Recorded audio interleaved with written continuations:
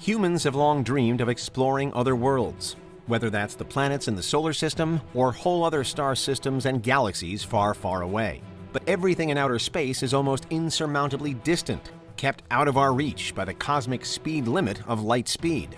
But what if there was some way to get around the speed of light and to go wherever we wanted almost instantly? This is Unveiled, and today we're answering the extraordinary question, what if humanity had a mass relay? Are you a fiend for facts? Are you constantly curious? Then why not subscribe to Unveiled for more clips like this one and ring the bell for more fascinating content? Mass relays are the most important part of the lore of BioWare's long-running, wildly popular video game series, Mass Effect, which began in 2007. In the world of Mass Effect, the Milky Way is home to a dozen different intelligent races, some organic and some synthetic, all of which collaborate to form a galactic society. There's a council of the most prominent figures and aliens at the heart of it all, which determines and enforces galactic law. But the mass relays are ultimately the main reason that such a spacefaring society is possible.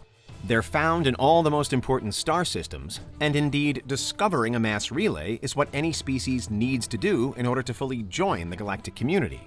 In the game, mass relays are the only real method by which any given group can escape the confines of its own home system without having to use tedious, time-consuming FTL drives. They're mechanisms which enable their users to jump instantaneously around the galaxy to anywhere else where there's another mass relay ready to receive them. Importantly, in the world of the game, the mass relays aren't actually built by the galactic races that they benefit, but by a race of sentient machines known as the Reapers instead. And unfortunately, one of the things the Reapers want to do is to periodically wipe out all intelligent life. But for this video, we'll leave that part of the story out. We're not today imagining that we live in a galaxy secretly controlled by giant monstrous AIs, but we are asking, would it be possible for humankind to build its own mass relays? And what would life be like with this spectacular sci-fi device at our disposal? Like all good science fiction, there is some basis in reality for the technology at play here, and it serves to solve some real problems in physics that really do hinder interstellar and intergalactic travel. What a mass relay actually does, according to the lore, is alter the mass effect field of an object, usually a spacecraft, which changes how much mass it has, enabling it to achieve impossible speeds without having to worry about an infinite fuel supply.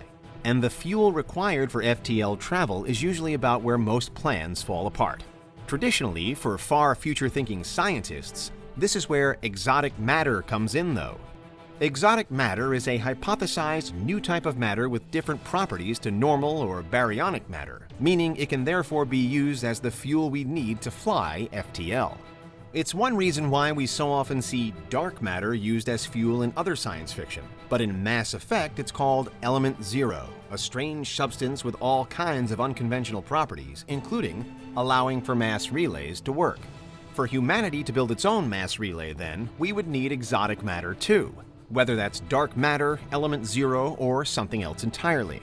And what's exciting is that we are already trying to find it, especially since exotic matter is a major part of probably the most famous proposed FTL travel mode to date, the Alcubierre drive, a warp drive that is theoretically possible. Check out our previous videos on lightspeed technology for more about the Alcubierre. But for now, let's imagine that the resources, whatever they are, do exist in the universe, mass relays can actually be built, and humans are actually building them. What then? One potential problem is that without a godlike band of all-seeing AI to freely populate the universe with them, building part of a mass relay might be easy, but building a full here and there connection could still be extremely difficult. Mass relays are called relays because they need to relay between point A and point B. Both points need to have them in use then before one of them can work. This is disappointing, but it still doesn't quite make the prospect impossible. Again, as many of the same things needed for mass relays are also needed to make other hypothetical types of FTL drives work, we just have to initially employ alternative lightspeed options until our network of mass relays is constructed. In fact, in one game in the franchise, Mass Effect Andromeda, because there are no mass relays in the Andromeda galaxy, characters board an advanced arc and put themselves into cryosleep for 600 years to get there. It's not instant travel as per a mass relay, But seeing as Andromeda is some 2.5 million light-years away from us in real time, 600 years would represent quite the shortcut.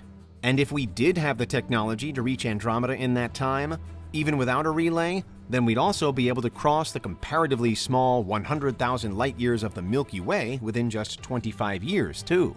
We'd still need generation ships, but now only for one generation at a time. So clearly, for humankind to have mass relays, we'll have to have also developed a much higher and more capable technological baseline in general. There are many steps between what we are now and what we could be then, not least the discovery of an exotic matter to power it all. But the development of even just a single FTL travel method would be absolutely key. There's no doubt that we have made some impressive progress in real-world space travel over the last few decades, but even one of the fastest interplanetary probes we've launched so far, Voyager 1, isn't scheduled to break out of even the Oort cloud, the outer region of just the solar system, for about another 30,000 years. And of course, the Voyager 1 is far, far too small to have carried a crew with it anyway.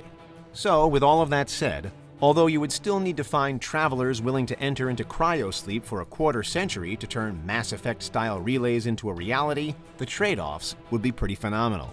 For one, they wouldn't have to worry about a long return journey, because they'll have been sent to their destination to build a relay to beam them straight back again. Easy. But more than that, they'd be the pioneers of a new age. And in many ways, the building of mass relays would only mirror various technological advancements we have already achieved, particularly with travel, and especially with ships and planes. For example, the early aviators didn't build a plane capable of circumnavigating the globe first and then start building the airports. The airports and runways were built in tandem with the development of aircraft until, eventually, you have the far-reaching and incredibly fast airplanes of today. Something similar would happen with mass relays powered by exotic matter. It's just that instead of bridging the vastness of oceans, we'd now be bridging the vastness of the vacuums of space. One thing's for sure, a working mass relay network would comfortably be proof enough that we'd made it to Type 3 and beyond on the Kardashev scale. We'd be an advanced civilization, totally untethered to anything besides the universe itself, and totally at one with how the universe works. We'd know how many other intelligent creatures, if any, there were, where all the best planets to sustain human life could be found, and how to get to them along the fastest possible routes. With a working mass relay, you could visit that friend who lives on the furthest side of the Milky Way, thousands of light years away from home, and still be back in time for dinner. It would be a technological breakthrough of truly unprecedented proportions and an almost unimaginable scale, transcending humanity to a higher role in the cosmos. For now, it stands as a really cool video game concept only. But in the future, you just never know. And that's what would happen if humanity had a mass relay. What do you think? Is there anything we missed? Let us know in the comments, check out these other clips from Unveiled, and make sure you subscribe and ring the bell for our latest content.